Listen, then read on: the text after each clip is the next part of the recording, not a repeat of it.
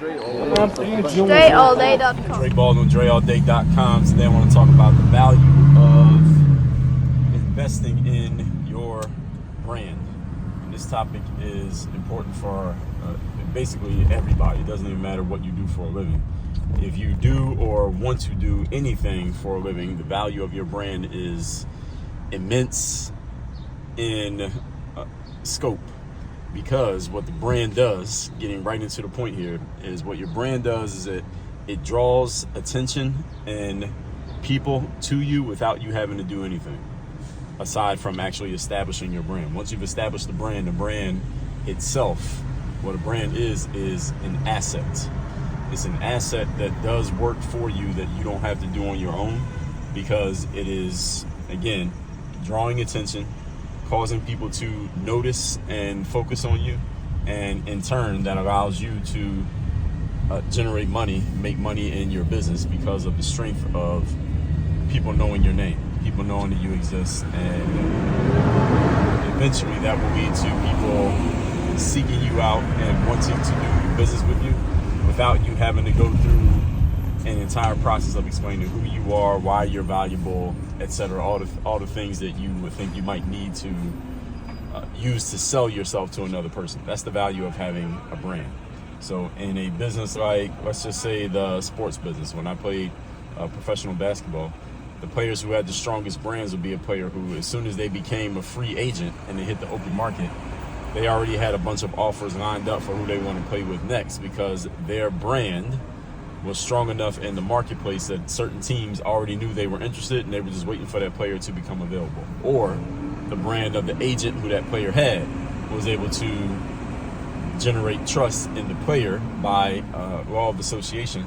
So the teams were willing to sign a player based on the reputation of the agent. And brand brings it right into our point.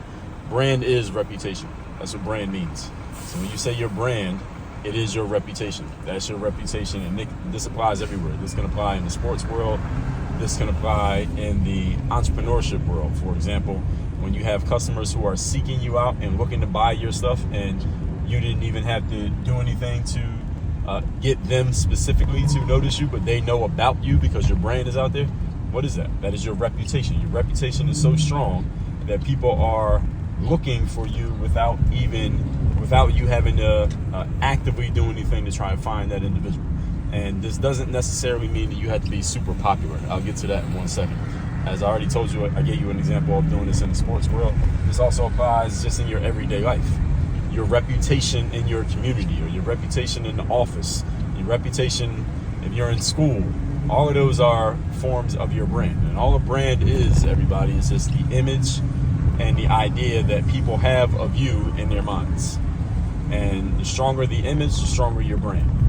And you want, of course, your brand to be positive, to give people a positive image about you, so that they're willing to do positive things for you, and they have positive ideas about you based on the brand that you've gone out there and established.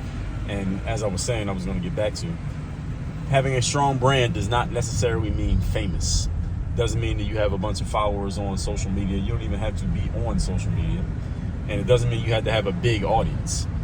Having a strong brand means you have made a strong impression on the minds of the people in your specific area of interest, which might be a very narrow area.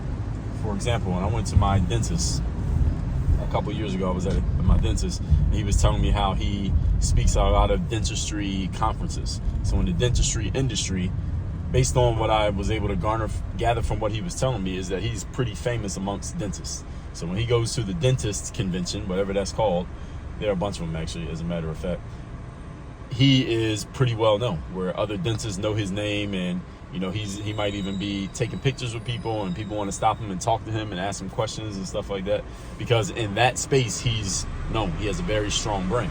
But if he was to go to Whole Foods in his neighborhood and get some groceries, I doubt he's getting, anybody's asking him for autographs or to take a picture with him, because in the wider scope of humanity, people probably don't care about where he's famous. And that can apply to you the same way. He makes a great living in his business. He owns his own business and he makes a great living. And you can do the exact same thing. You can have a strong brand just in your niche. So who is it that you want to serve? Now, your niche may be a very wide audience of people. It may be a very narrow audience. That's all up for you to define.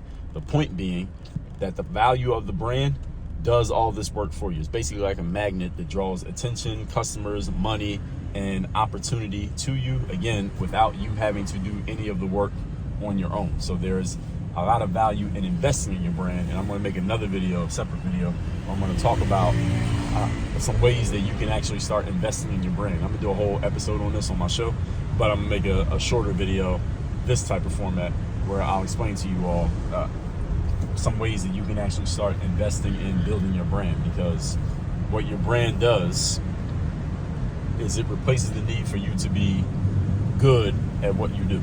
I'm not saying that you shouldn't be good at what you do. What I'm saying is, when you don't have a strong brand, you have to be really, really, really good at what you do because you have nothing else to sell. But when you have a strong brand, you don't even need to be that good. People will want to work with you and be around you just based on your reputation and the space that you hold in the marketplace, which is also known as your reputation. Your reputation does the work for you. Your brand, in other words, does all the work for you because it's so solidly established. And by the way, this is the best type of business that you could possibly be doing, is the business where someone comes to you because they heard of your brand, they're interested in your brand, and they know they want to work with you. All you got to do is say yes and direct them to how to buy from you or how to give you money.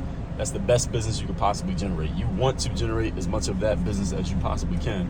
And the point is, not the point, but the process is, you have to do the work to put yourself in that position. And that's what I'm going to talk about in a separate video, how to actually start doing the work, or how to do the work, period, to get your brand established, that will make your brand more valuable, that will start bringing people to you rather than you having to always go to them. So with all that said, make sure you text me, so you're in my text community. My number's down below in the description to this video. Also, Work on Your Game University is the place where I do all of my coaching. If you would like to work with me directly, have me as your direct coach, and be able to ask me questions, get help from me, and we're talking implementation, mindset, accountability, and strategies and systems, go to workonyourgameuniversity.com. Link down below in the description. Work on your game. Dre, all